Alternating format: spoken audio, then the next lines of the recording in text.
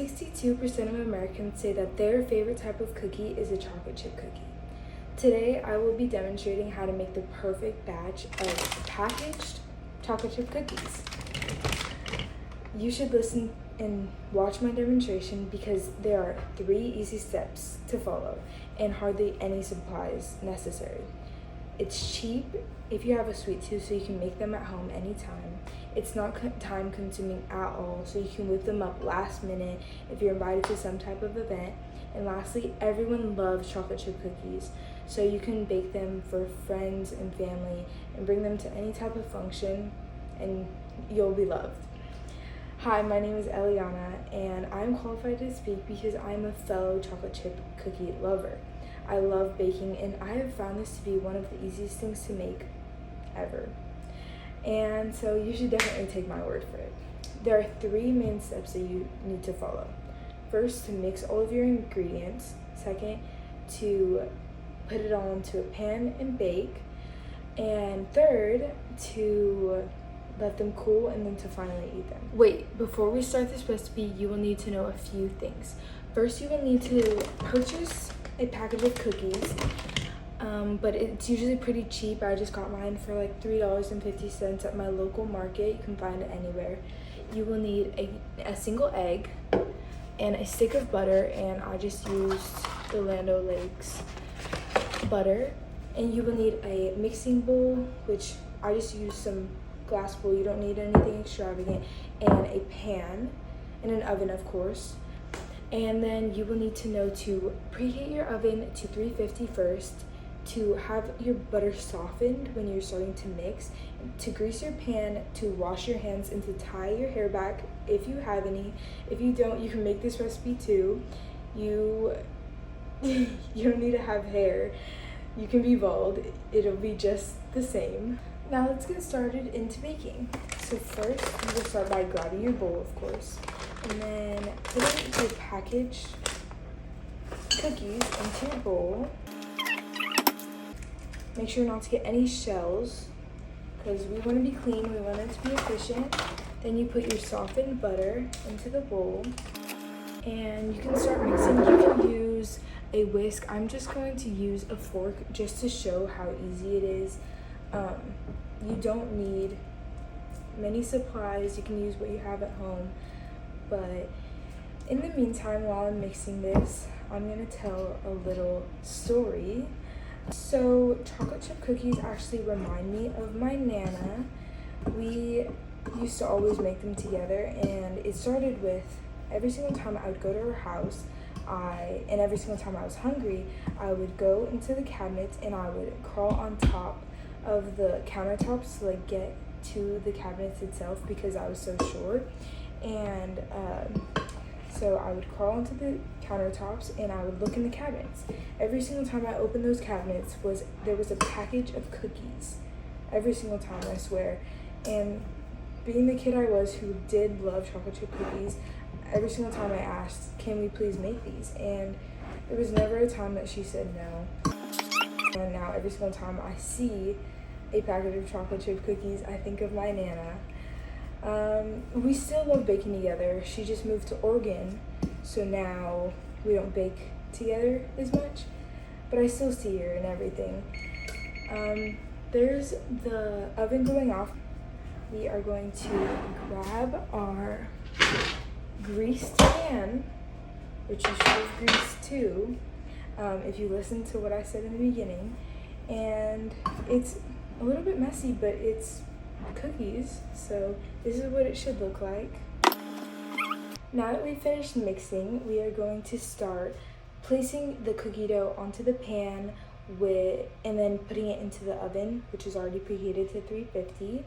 I'm going to start by taking a kind of small portion of cookie dough and rolling it in my hands into a ball like that.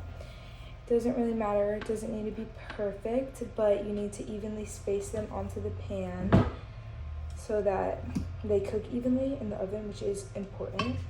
So I'm going to keep rolling these up, and while I do, I'm going to tell you about a little fact about cookies.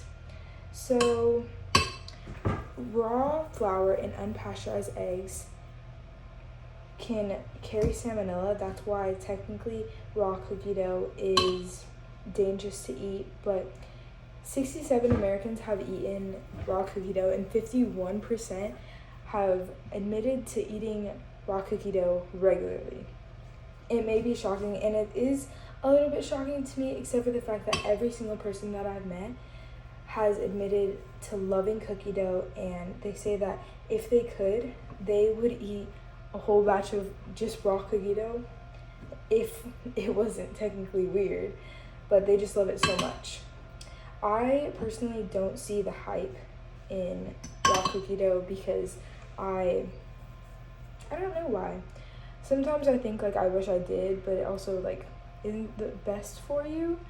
So I'm kind of glad. But my sister, my mom, everyone loves raw cookie dough. I am almost done rolling all of these. You can also use a ice cream scooper if it's easier for you. It is more efficient, but I don't think that it's necessary really. I'm just gonna even these out and then I'll show you. After you have evenly placed it onto the pan, it should look a little bit something like this. And you're gonna pop this into the oven for 12 to 15 minutes. You can take it out a little bit like on the less time side if you want them to be softer and more doughier, but if you like them crispier and crunchier, you should keep them in for a little bit longer. It's all depending on how you like them. Now that they are ready, we are going to move on to the last step, which will be taking them out of the oven and letting them cool, and then finally eating and enjoying them. Now that you've taken your cookies out of the oven, you need to let them cool for a few minutes, and after you've gotten it to your desired temperature, you can eat them and enjoy them with friends or family, or even by yourself. I will not be judging because I love cookies and I could probably eat an entire pan by myself, but you can have it with friends and family, obviously, and maybe even with a glass of milk. People love drinking milk with their cookies. I personally do not because I don't like milk, but still, judgment-free zone here. While those cool, I will be telling you about a little story while also giving you a fun fact about myself. That fun fact is that my favorite place to buy pre-made cookies is Costco. They have a 24-pack and they're delicious. Once my mom bought them and brought them to our house, and we literally finished the entire box in an entire day, like one day. Between myself, my mom, and my sister, we finished an entire box in a single day. After that, we agreed to not be buying those, only for like special occasions because they're so good. After telling you that story, I'm going to show you what the cookies should look like once they're a little bit cooled. This is what my cookie looked like. It kind of went onto the edge a little bit because the pan was a little bit tilted in there, but it's gonna be equally as good. I like mine pretty doughy. Delicious.